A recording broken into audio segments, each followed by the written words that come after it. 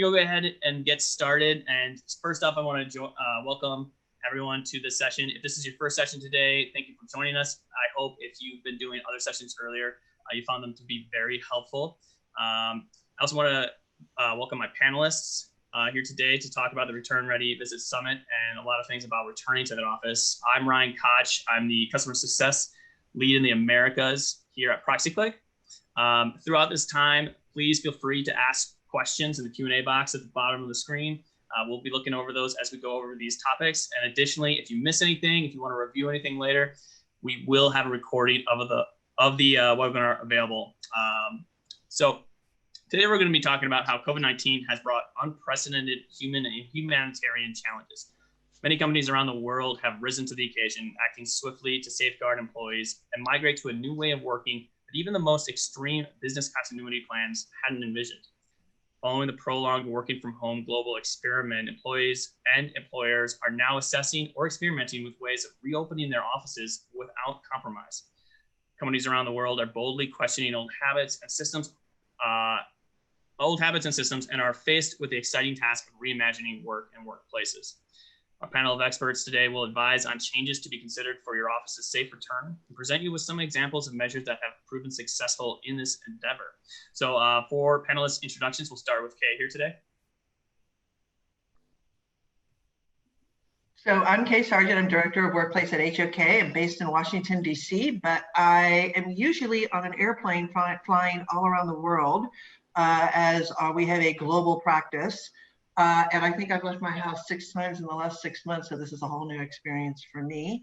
But we are advising our clients every day on what the workplace of the future should be and what they should be doing now and all the things that they should be considering. Excellent. Joining us from Space Refinery is Katya. Katya, if you'd like to introduce yourself. Of course. Hi, everyone. Katya from Space Refinery. I'm the creative director and founder of this company. We're based in Brussels, in Belgium, and we do workspaces that are inspiring and frictionless. On a normal day, it has a whole set of rules you have to follow. But in these kind of times, we're adding another dimension. So it's really, really interesting to be office designer in this time. And I'm really excited to be here and join this amazing panel. Thank you for joining us, Katya. We'll also move on to Tim from Aberley. Thanks, Ryan. Hi, everybody. My name is Tim Allen. I'm the Managing Director of Workplace Consulting for Aberley. We are a group of independent consultants based in the UK. But my career has taken me through the UK, Europe, and even a few years spent in the US, very much on a people-centric aspect to workplace change. So for me, it is literally all about how people interact with spaces. Glad to be joining everybody today.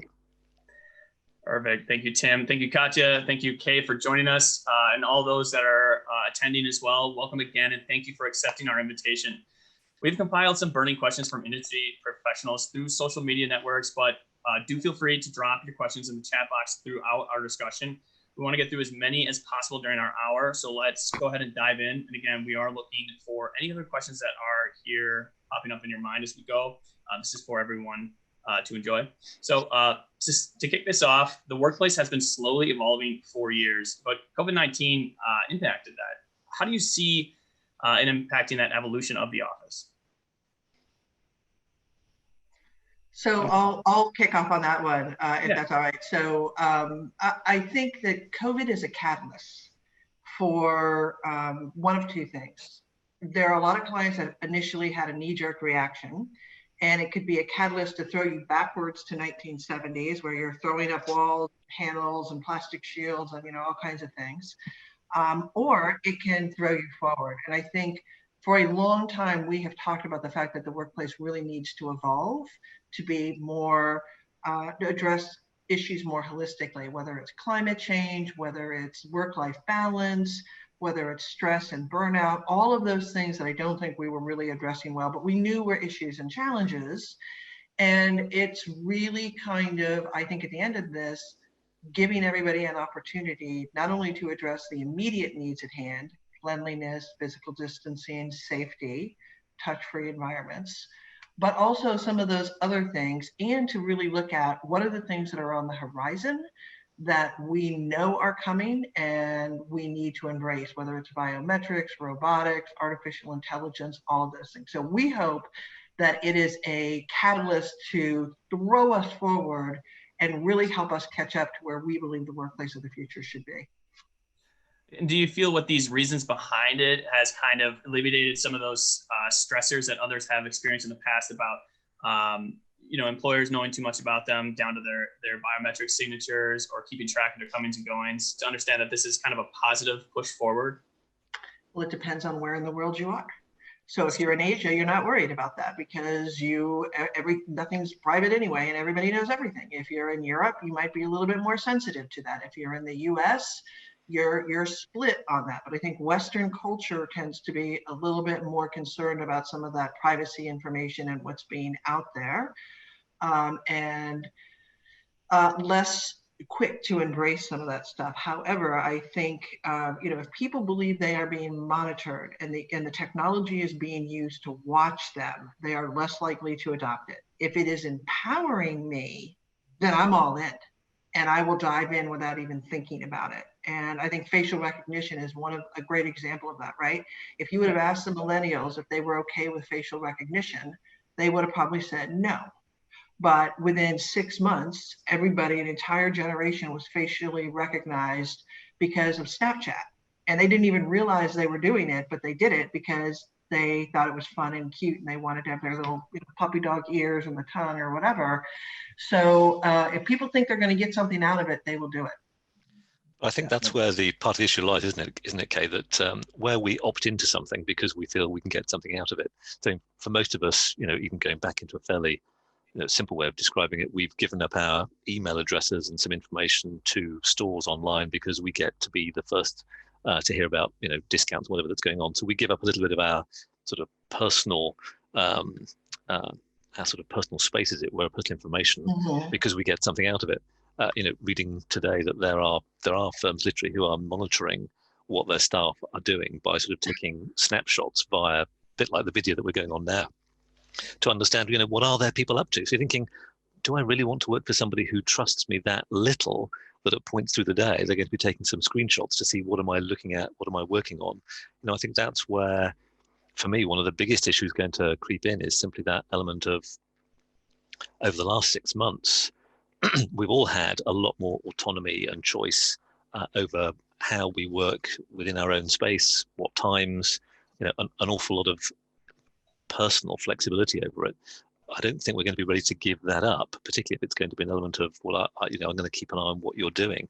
I think there's a misalignment potentially here between what corporates might be wanting into the future and what individuals might be wanting after a period of time where we've all had so much more personal choice, autonomy, and flexibility over how and where we're working. So Tim, with that in mind, it sounds like part of it is open communication, with it being this is the reason why we're doing it instead of just new guidelines, but also a trade in terms of what is it in for me. Facial recognition for the sake of facial recognition doesn't necessarily mean a benefit to all, but if this is to keep everyone actually safe from a pandemic, it sounds like those would be more open to those kinds of changes and push us forward. The what's in it for me question is the one that we should always be making sure that we can answer when it comes to staff and colleagues in an organization, because that's the element that's really going to connect us with any change program that's ongoing. And I think that's probably the most important aspect to it. As I say, the sense of, this is yet to play out because of course it's all crystal ball gazing, but I'm really hopeful that the trust, that the enforced trust that has had to be created between line managers and staff over the last 6 months about how we work and the times we work and what we're doing, that is continued once we start to be or to have the ability to go back to the workplace at some point, because that's what we're now starting to get used to as individuals. We want that, we see it. It's the reason why at all the staff surveys that are going on around the world, what people are looking for is a bit of choice over, I don't necessarily want to be in 5 days a week, but if I do, my choice, no longer so much my employer dictating that to me. So I think trying to get that balance between what we want as employees and what employers want, and seeing if that trust is real as opposed to mandated, it's going to be a very interesting aspect, I think, over the next 6, 12, 24 months. Yeah, trust has been a big theme of this. So That sounds fantastic. I think right now, with that, in terms of pushing towards those evolution towards returning to the office through technological pieces like biometrics, I think everyone's at different stages in that line in terms of how return ready they are. That of course is a main theme of this webinar to begin with, and this and why we're here today. So I actually kind of want to see that from the attendees here with a poll question in terms of what stage they are in returning to the office at this time. So you should have a poll that just came up on your screen here with a few different options. Has the office not yet reopened at all? Has your office reopened, but you're working remotely? And also in terms of that trust, in terms of employee choice, has it reopened and it's either a hybrid model or perhaps you have the choice of remote. Maybe you're in three days out to, so we'll give a moment for that. As a remote worker for a long time, I'm still remote. We did have an office in New York very briefly. That is something where when that does open up, I'll be moving to New York to work in that office, and we are still game planning the policies around that ourselves. I know that our Brussels office has reopened, I believe with some help from Katya and Space Refinery as well, to kind of come up with a plan in terms of some being in the office and more of a hybrid model. Give a moment for everyone to answer that. All right, we'll look at the results here. So for the most part, offices have reopened. I suppose after 6 months, a lot of different changes have happened to make employees comfortable. That can also be the case with essential workers, where it really was a push to get things safe to them be able to come back in, perhaps on the IT team or an office manager. About 40% are still remote, whether that's because the office hasn't reopened or perhaps are naturally working remotely right now, like myself. So I think, and one key part of that, including all the things that we talked about earlier with sanitation, biometrics, I love that word. I'm going to keep saying that. It just rolls off the tongue really nicely. People's safety is the key priority for all companies with this return to work and being comfortable with coming back in the office. And so knowing what you know, Tim, what measures from the multitude of guidelines should be prioritized, do you feel? Well, that's the big question, isn't it? Yeah, well, let's just well, let's just say initially that there will be a whole host of guidelines, whether that's at local, statewide, federal, that are going to have to be taken into consideration for any organisation. So it's difficult to get too specific. You know, we were talking a bit earlier on, you know, around in the US, it's statewide. In the UK, and I'll put it this way, in the UK, even the devolved administrations here have taken some different perspectives over the guidelines. So even within the UK, between England, Wales, Scotland, Northern Ireland, that which is unusual for us, there's been a little bit of difference that's creeping in, which has been interesting to note. I think what I would say on top of all of that, and I've no doubt that Katya and Clay will want to add to it, is just simply a case of saying, the most important thing, but I'm sure that people would expect me to say this as I was talking, it's all about people, is have the conversation, the dialogue with staff over how do you want to come into the workplace? What are you seeing? How do we work our way around it? If you have created that COVID secure workplace, great. Let people know, what have you done? What does that look like? What does it mean? Talk it through with people. Don't just issue instructions. I think for me, the most important aspect is that when we were all directed largely to work from home in all the locations that we've been at, that was a simple instruction. It was a direction. We all did it. Some people have referenced, you know, it's been the sort of the largest change management program. It was no change management program. There's no program I've ever been involved with over 30 years where the program involves just simply one instruction to everybody, do this. That's not managing change. When we're looking to come back, now we have the choice. At some point, we will be having the choice over what that looks like, how should we do it, and what does that mean for us. Then engage with staff over that, begin to understand what are people looking for, what do they want, what are the choices, what does that mean, and make sure that people are feeling engaged in that process. So for me, I would suggest that beyond the physical aspect, it's making sure you have that dialogue with staff to make sure they're engaged and involved in it. Yep. So making them comfortable with those measures and understanding the trust is central theme of that as well. Katya, does that align with you, or do you have other thoughts on that? Absolutely. Full agreement. You know, design offices for people. And as I said, this is just like a different extra dimension added into the mix of things we have to already deal with as designers. But it's about the people first. So they have to feel safe, they have to be informed, they have to be part of the conversation. So once that is done, we can come in and edit workspaces. So this is what we have been doing in Belgium, where company wants to bring their teams back. They don't know indeed what to follow. There is so much written document from the government and from local entities. So there on the edits to the workspace, what I would recommend is first, as we have discussed before, more like common sense, like knowing how does this spread, right? So it's usually through air. And so you need to make sure you keep distance. That's why we do the social distancing. So as well in the office, like you cannot cram as many people as we have been used to, and it was unhealthy anyways. So space for everyone, fresh air, ventilating when possible, sanitation, and as well adding science, because we have new habits we have to learn. It's kind of like a new reality, and we have to remember, oh, I have to wash my hands now for a minute. It was not normal before, I am not sure who washed it that long, but I didn't. It was a new habit I had to learn. So, you want to bring that into the environment and make it easy for people to navigate and just learn new things and then feel okay, feel safe.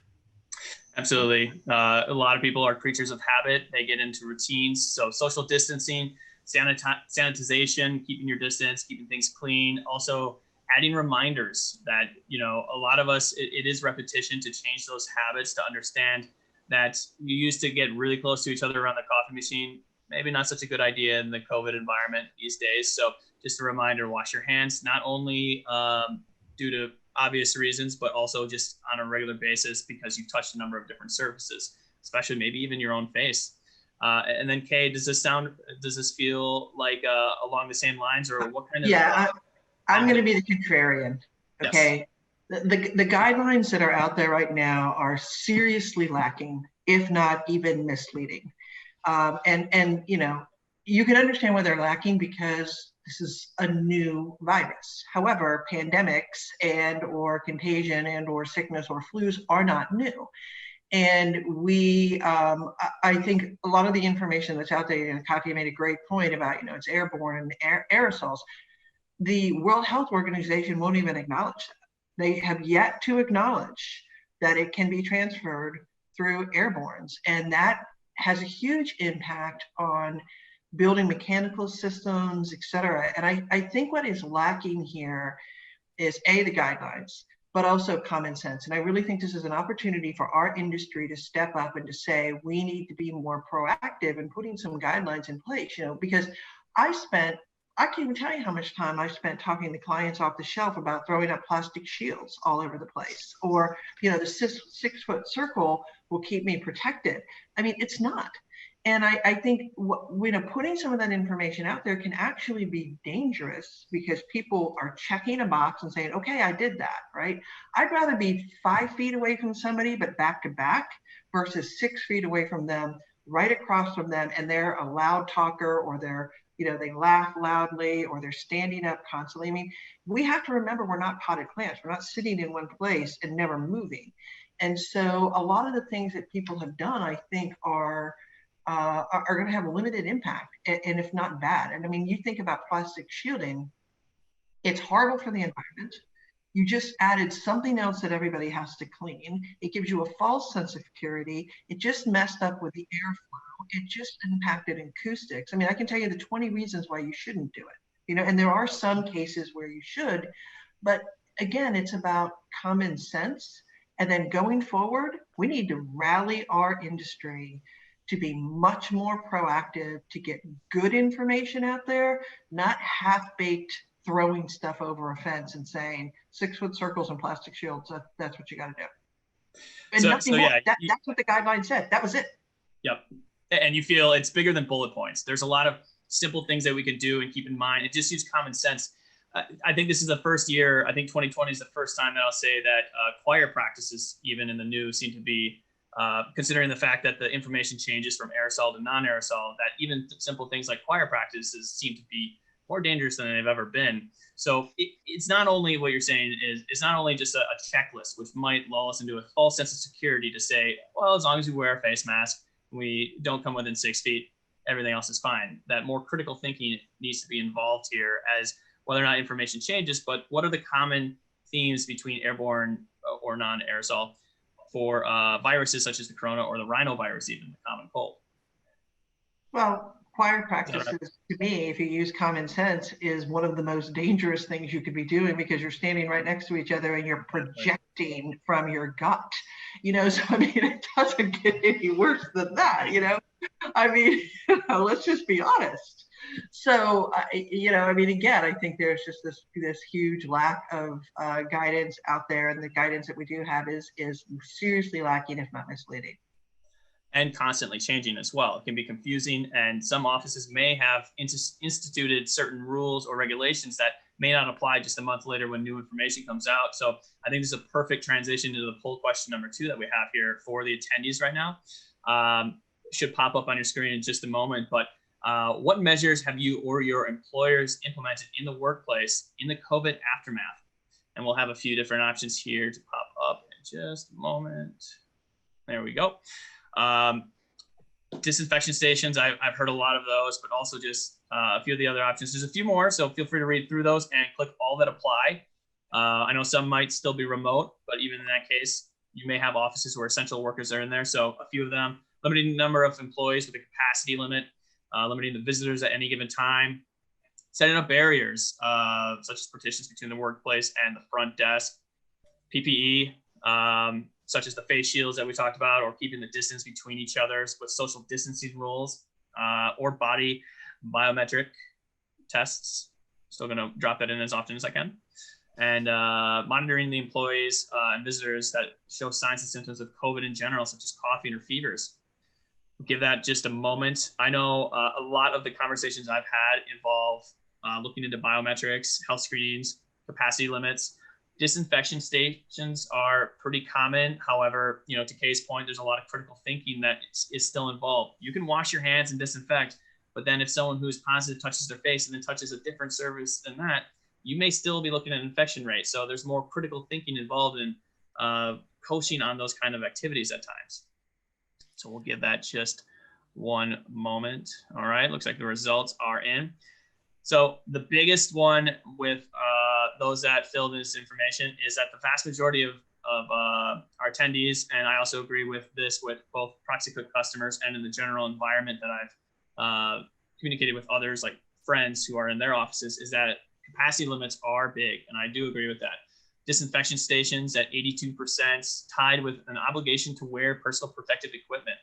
Those masks I've seen just about everywhere in all indoors. We have a mask mandate here in Wisconsin as well. Some of the lesser common ones are contact tracing processes and software. That can be helpful to see who is in the building, but a lot of different ones to show. So I'm just going to make sure we cover those, and we'll move forward.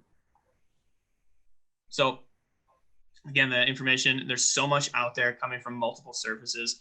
There's so much information regarding guidelines to follow and measures to implement currently.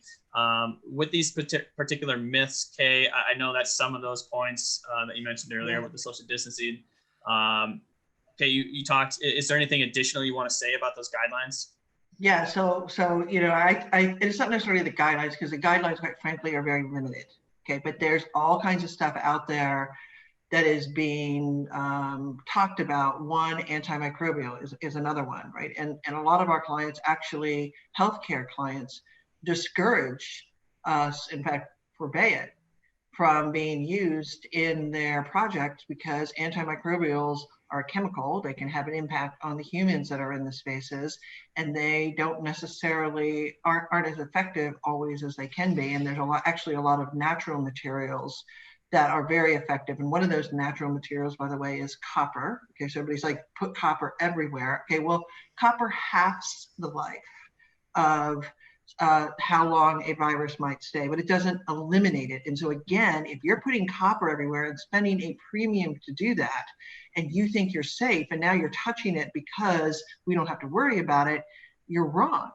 and it goes away faster and it can help, but it doesn't solve the problem. It can actually give you a false sense of security and actually encourage you to touch something that you thought was safe that it really may not be. And so I think there's a lot of things out there that we need to do a better job about sharing information. I mean, everybody's talking about mechanical systems, and I'm surprised that not more people are looking at that as a viable option. But in parts of the world where you can open the windows and get fresh air, one of the best things that you can do, in all honesty, or go outside. You don't have to spend a ton of money on some of this stuff.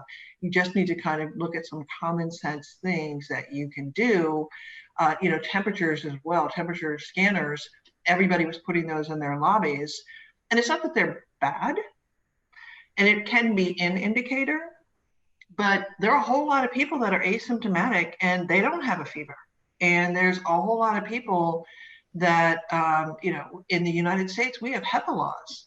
And so a whole lot of people are concerned now about we're collecting information and holding information and what is being done with that information. And so recommendations were put out there and people jumped through these hoops before really fully thinking of all of the ramifications of some of this. And then if you have a temperature scanner and you let somebody in, does that mean you missed it and you're liable, right? So, those are the kinds of things I think that we just need to realize that for every action, there is a reaction, and you need to think about what that is. Like right now, everybody's getting rid of all the soft materials because they can be giant sponges and hold on to germs. Well, we're going to have a massive acoustic issue when everybody returns, because now not only have we changed the number of people that are in the space, but also just the amount of hard surfaces has probably increased. And we're going to have to reset acoustics in all of these spaces, which was already a problem. So I think people just need to, again, take a breath, think about what the ramifications of all these things are, apply common sense, and really decide what are the right things to be doing and what makes sense and what doesn't. Absolutely. And Tim, Katya, do you have anything to add from that? I know you spoke earlier on the subject with Kay's thoughts in mind. I'll go there because I was partly waiting to see whether Katya wanted to add to it. I'd partly agree with, I think with Kay there, we need to be slightly careful, I think, not to create a lot of expense, which is, fingers crossed, is not going to be long-term. Where knowledge workers can work from home, then that's helpful. We know there's a number of issues that go with that in terms of mental health and equally the setup that people might have. So there are still issues that go with that. But that's why I'm a big believer in, same as Kay, this is about common sense. It's about thinking through, why am I coming into the office? What does that mean? And therefore, as long as I'm consulted in that and have an understanding around what that means for me, it's back to that choice aspect. By the same token, when you get into the large cities, London, perfect example, for a large chunk of people coming into the office, they're traveling on public transport. So actually the office is only one very small part of the concern. Public transport is a huge concern for people in London. You will struggle to socially distance on public transport, and if you do, which is what's been requested, certainly here in London, where people now are traveling a lot less, and again, as we were saying a little earlier on, the guidelines have changed back from, if you can come into the office, it's now changed again to actually please stay working from home. So the numbers have dropped. But otherwise, that would be quite tricky to be socially distanced on the public transport. So we talk a lot about the office, but of course, from an individual perspective, there's an awful lot more involved in the decision-making process as to whether or not I feel comfortable in coming into my workplace. And Katya, anything to add? I think this was so well rounded. I have nothing else to add. Thank you, Kay and Tim, the rock stars here. We covered everything. And I feel like Brussels is kind of a mix between that public transportation and individual autos. I know that the Manhattan area of New York and Long Island has seen a lot of car sales recently. They also had public transportation. So that's also been a shift for that exact same reason. You really can't stay 6 feet away from each other in the metro. So, with that in mind, lobbies are now the first line of defense once you get on site. How can technology facilitate the tracking and prevention process without compromising on the employee or visitor experience? Okay, I'm going to call on you again here in terms of your thoughts on this. Okay, so Tim and Katya, I think you're going to agree with me. Hopefully, I don't know, maybe you'll disagree with me, but the employee visitor experience in lobbies was really horrible in a lot of buildings before COVID. Okay, you arrived at a place, you were thrown in, there was this big empty space, and then a security guard was who you were greeted with, and you went through this gauntlet of trying to get up. At least in the United States, that's what we deal with, right? And I think what we have advocated for a lot of our clients, you got to use that space a lot more effectively. It can be used as meeting spaces, gathering spaces. Why even have people coming up to your office and go through that whole security gauntlet if you could create a great environment on that lobby level? But now with COVID and what Tim was just talking about the commute, by the time you arrive to your building, you might just be spent, right? And you just have arrived and you're like, oh my God, I've just gone through the gauntlet. And the last thing you want is just to be thrown at a security guard with everybody poking you or taking your temperature, et cetera. And so I think we need to really rethink that whole arrival sequence. I think more people are going to be taking bikes, more, things like that. I think we need to rethink deliveries and where those things are being dropped off. I think we need to rethink visitors because they're not going to be allowed in your space in a lot of cases, and they might have to meet in the lobby or in other locations. And I think people are just going to need a moment to decompress and maybe wash their hands and maybe get rid of the old PPE that you wore in the subway and maybe put in some fresh ones before you go up. I mean, in all honesty, in some of the buildings, specifically in Asia, where we've seen people go back, lobbies are becoming transition zones where you shed your commute layer and you store most of your belongings, because we don't want you bringing a bunch of stuff up that could be contaminated or exposed just recently and putting it into the work environment. So whether there are lockers in the lobbies or whether there's an area to get rid of, throw things away or wash your hands before you go through the security screening and all of that. And then you think about the staging and the queuing. If you've got elevators, some buildings have people lined up outside trying to get through the elevators. And what's going to happen in the wintertime or when it starts to rain or snow? So we really do need to think about transforming lobbies. Yeah, and so one of those is kind of like just the spacing in the lobby. There's not really supposed to be that many people coming through at a time. They're not really built for too much. Tim, do you have ideas in terms of kind of expanding that range so that when everyone comes into that gauntlet, it isn't really just like this fast-paced interaction? Well, I think it's, lobbies are a tricky one, particularly if you've got the wait for the elevator, as Kay was saying. I think you're right to mention that sense of, is the lobby the first arrival point? Well, not if there's a queue to get in. My arrival point is the queue outside.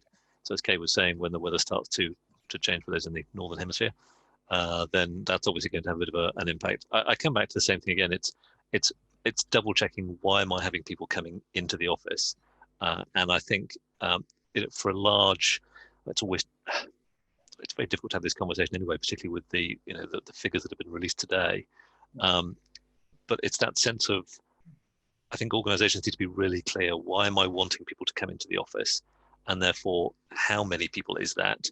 And therefore, how can I best make sure that I am really undertaking that due care and diligence for colleagues? So I'd come back to that same point of, we talk a lot about the queues and the possibilities of it, but really the big question should be, why are that many people coming in?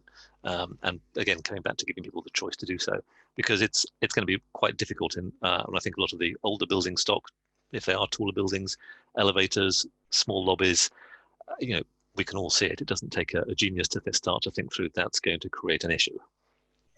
Yeah, we have a comment here, just an anonymous attendee, but it's not a question, but it brings up one of my own questions based on this conversation. They really appreciate Kay's comments earlier on considering the impact to the commute. But that also brings me to the idea of expanding that lobby, that maybe not the full check-in needs to happen in that lobby. I think about parking lots really, and underground parking spaces, or just in general. I've actually spoken to customers as well that are trying to game plan how to get 300 employees through that door without a giant amount of crowding. Have you seen a lot of, or have you had a lot of conversations about having some of that check-in process, maybe even with their phone to say that I'm here to check in, I'm in my car right now, so that they kind of speed up that process of getting through the door?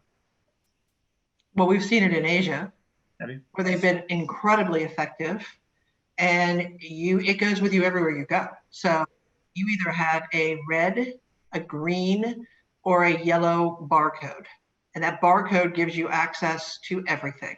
So if you are all good, you haven't shown any symptoms, you haven't been exposed to anybody, then you've got a green barcode. But let's say I wake up that morning, I can look in my phone, I can see my barcode is green, I'm good to go. I go to the office, and during the commute, I stop to get my Starbucks. And by the time I get to my building, and by the way, before I get into my Starbucks, I got to show my QR code to show, yep, I'm good. Then I get to the office, and when I get to the office, all of a sudden now my QR code is yellow because of contact tracing and Wi-Fi triangulation and their extensive use of technology. They can track everybody. So somebody who was in that Starbucks might have gotten shown a temperature or a heightened symptom, and now because I was in the same Starbucks, I'm a yellow. If I was in the Starbucks the same time that they were, I could now be a red because I was in direct contact. And so without me even knowing it, I arrive, my barcode now is red, and I got to go home because now I have to be in isolation, right? So there are absolutely ways to do that. The question is, are we as a society willing to go that far? And the answer so far has been no, because in the United States, we won't even wear masks, right? So not we, but several people will not wear a mask. So a lot of it has to go with how I want to say sophisticated you are, because it's, how accepting or how much technology has permeated your culture. And in Asia, it's permeated much farther than it has in the Western Hemisphere. And it's not just about the technology, as you were saying earlier on, it's also that sense of understanding of how much of my personal information and perceived personal freedom am I prepared to relinquish temporarily, with a view of, unfortunately, with politicians do we consider it temporary, or is it going to be permanent? And it sort of becomes permanent, but I don't get a say in that. That's the reason why I suspect there's some reticence in some parts of the world on that. Yeah, agreed. Yep, and I think to Tim's point that is a huge one in the United States as well. Is it's one thing to do it now for COVID, but there's always that concern that some of these more restrictive decisions end up lasting well past the original intention. I do have a question come in as well, and Katya, this is for you. In general, how will the design aspect take workplace tech into consideration? And Katya, how much do you need to work around the tech? And I think that question is alluding to just how efficient that can be and what kind of technology that would go into kind of making a safe environment. That can be the biometrics. That can be Kay's phone example. But Katya, have you have any thoughts on that?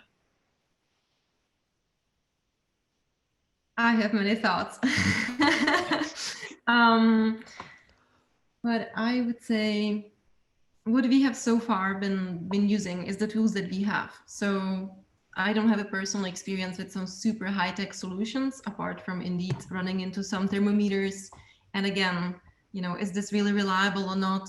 This always brings a lot of questions. Even when you gather data, you cannot feel always perfectly safe.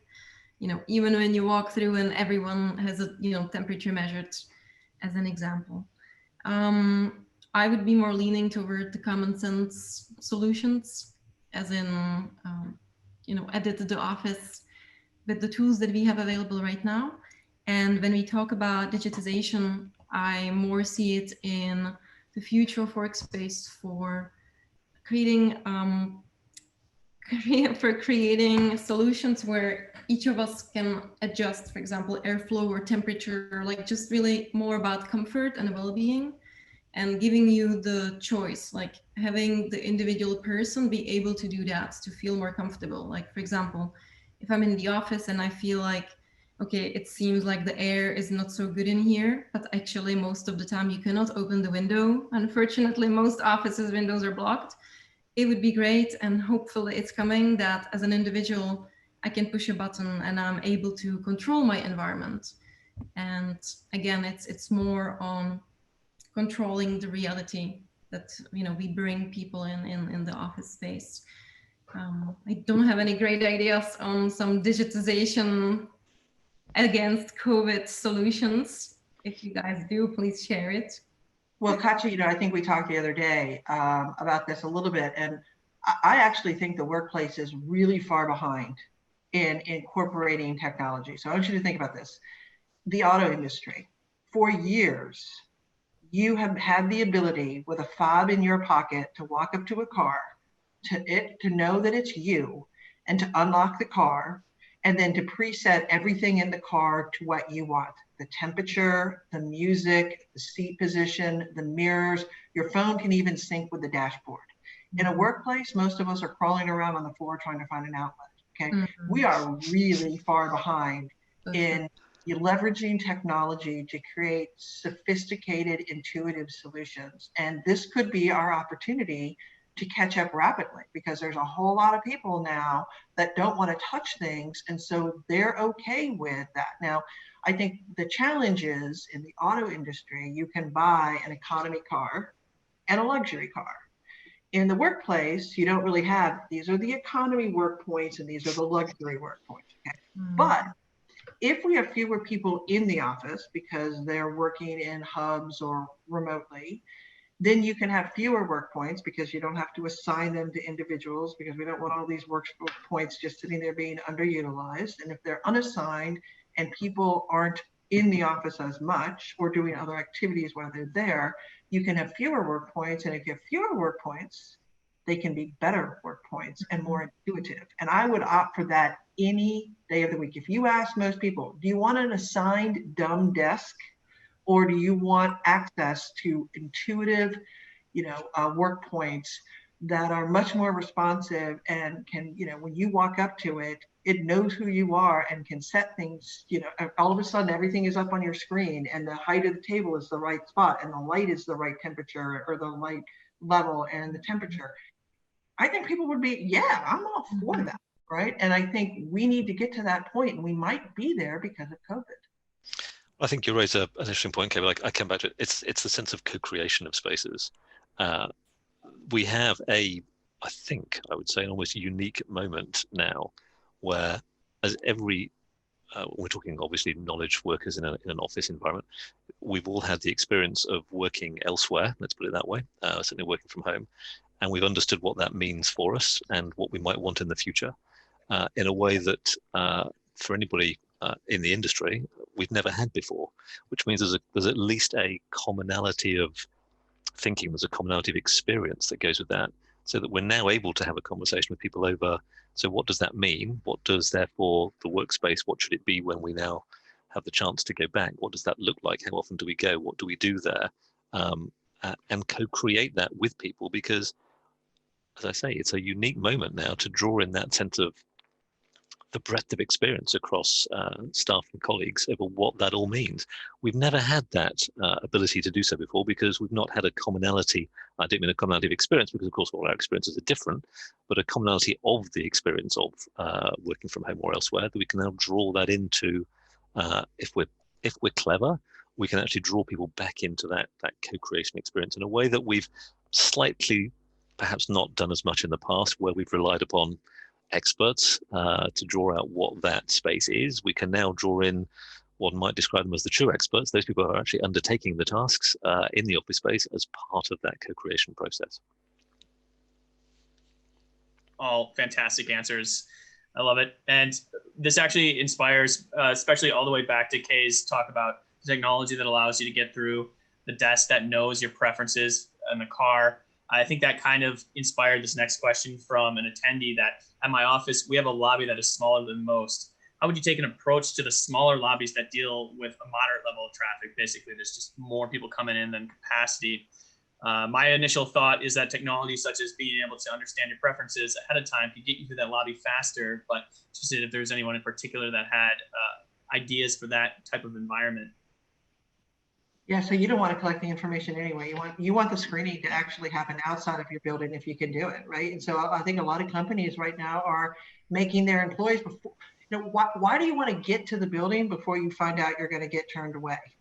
You know, and so a lot of companies are making their employees do a screening at home that says, you know, I've filled this out, I've done it. It can all be done on an app remotely, and then you head into the office from there.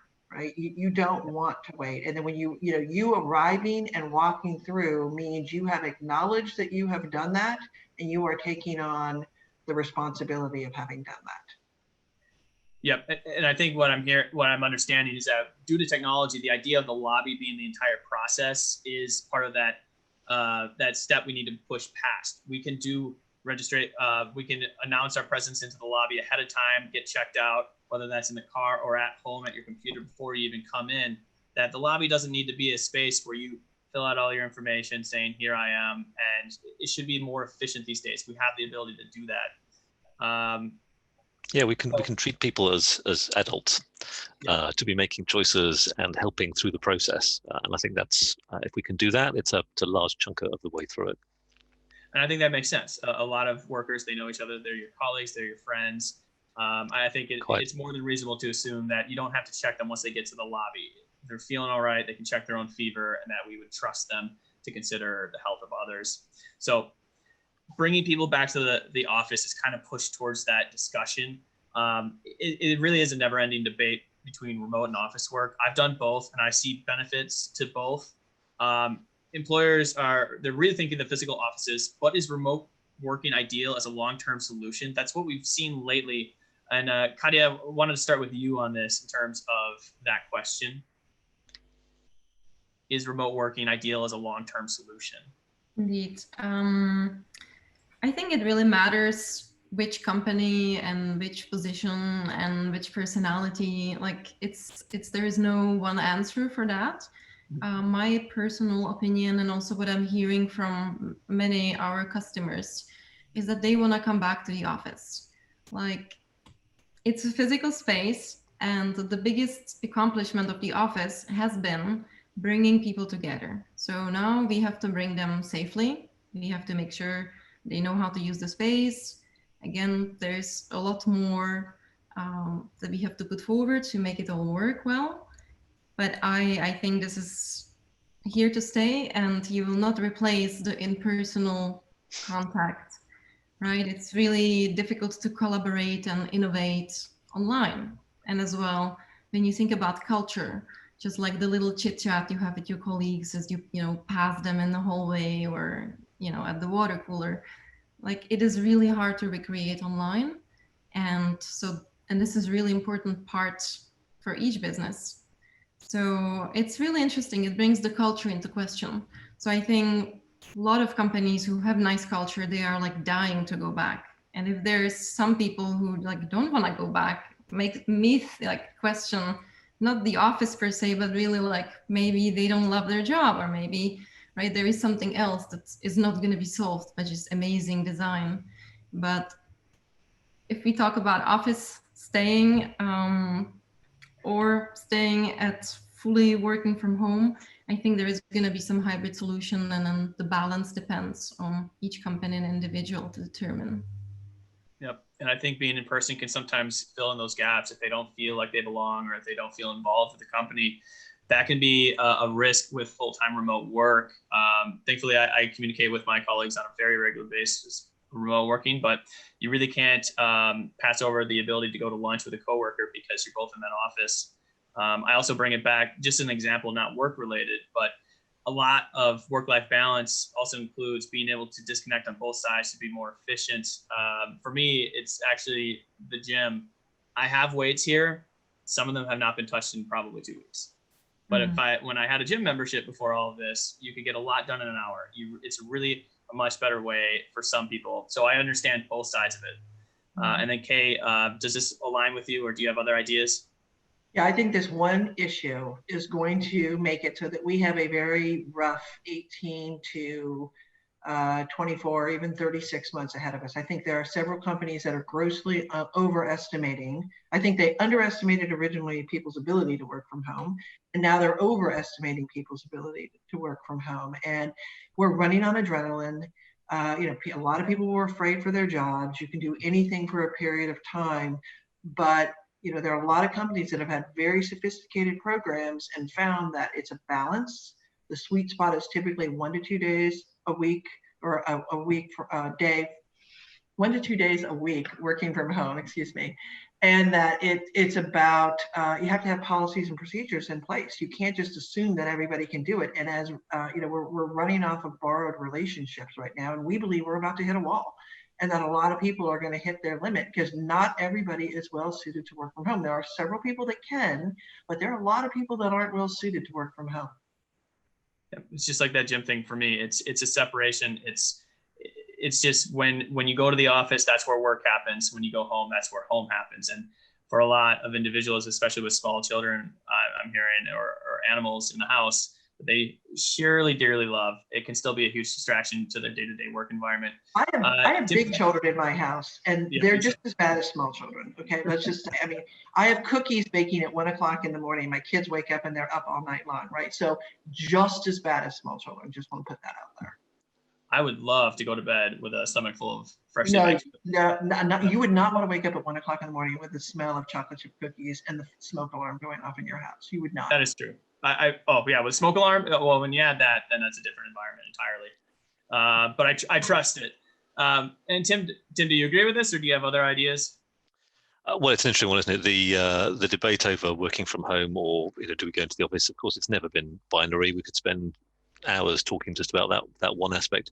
And I noticed, both Kay and Katya were sort of smiling at that sense of it. It's the same as, is the office open plan or enclosed? I'm not even going to go there. Because it was never that question, so it's always the wrong question. I think what we all probably recognise, because we are into crystal ball territory here, let's just be honest about it. So it just depends how clear the crystal ball is for some than others. We now, as I said, we've got a collective experience, so the view is different. As Kay said earlier on, it was, one doesn't really want to generalize, but a sense that in the past, it could be the more senior folk in an organization who felt that working from home was not really working. I think that has shifted. Let's hope it's a long-term shift rather than a short-term one. But if that's the case, the hybrid model of whatever it is, a couple of days at home, a couple of days in the office, elsewhere, I'm hopeful that is where it goes, because I think that's been it's not an experience that I think we'd probably all like to have, because nobody wants to be enforced working in one location for a long period of time. None of us really want that. So the ability to choose and have the autonomy is hopefully where we will land quite neatly. Again, I come back to it, co-create, have the discussion, make sure it is a discussion, not a dictation over what it needs to be in the future. Leaders will have to lead, managers will have to manage, something they've not always done in the past. And I say that only slightly half-jokingly. So we need to be expecting people to sort of fulfill the role that they have in managing their teams. But hopefully discussions, work it through, co-create, and we can then all have the sort of working styles and lives that we would like. Gosh, does that sound just too utopian there? I don't know. That sounds amazing. So I like your crystal ball. Yeah, go ahead. I was just going to say, I like Tim's crystal ball. Yes. Look into the future. And so, we've covered a lot of central themes here from all angles, from employer and employee, about instilling the confidence in the workplace that things are going to be managed, that they can come back to a safe environment. And that comes to addressing employee concerns, but also in reinforcing the habits that need to change to have this happen. I think we're going to jump into final recommendations and thoughts from everyone on the panel here. Katya, want to start with you?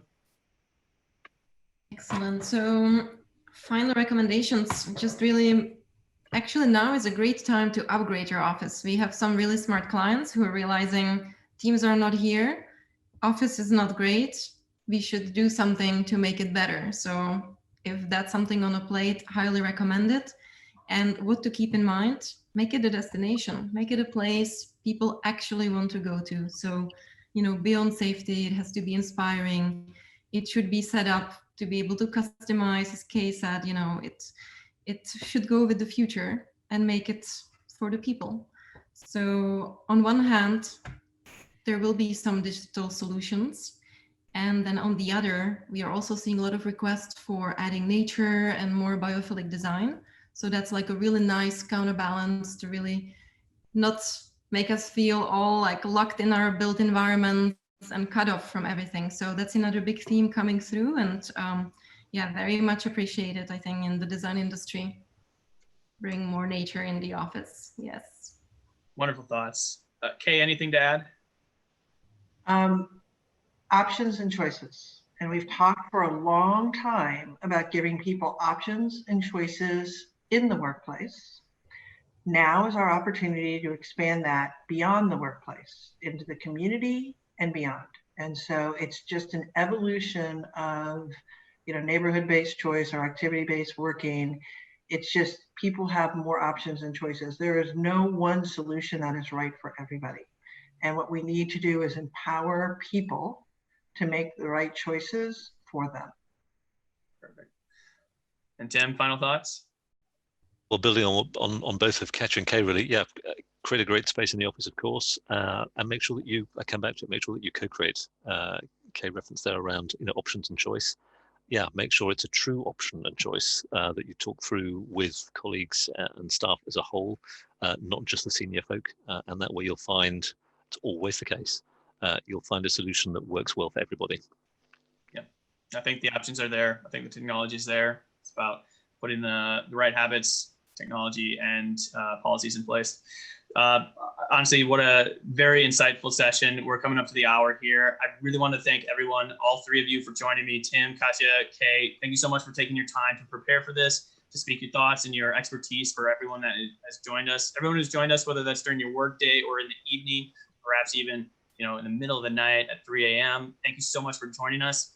Recording will be sent out by email within the next few days, and I encourage you to reach out to us for more assistance and share your thoughts on social media using hashtag RRVS2020, Return Ready Virtual Summit 2020. Thank you so much for joining. That will be the close of this. Have a great rest of your week. Thank you. Thanks, folks. Thank you, everyone.